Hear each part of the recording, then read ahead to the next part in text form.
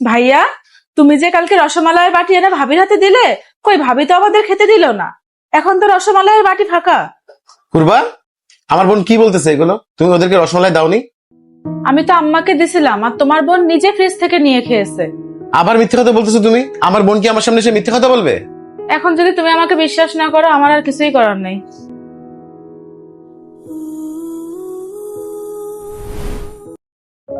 আমার একমাত্র বোনের বিয়ে ধুমধাম করে দেবো, যাতে কেউ কোনো খুদ বের করতে না পারে। ভাইয়া, আমার অনেক ভয় করতেছে। নতুন পরিবার, নতুন মানুষ, কিভাবে যে থাকবো। আরে বোকা, ভয় কেন পাচ্ছিস? তোর ভাবিও তো নিজের বাড়ি ছেড়ে আমার কাছে আসছে।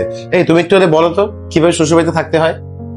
খুবই সোজা, শুধু বোবা আর কালা হয়ে থাকতে পারলেই হবে। মানে কি বলতে চাও তুমি?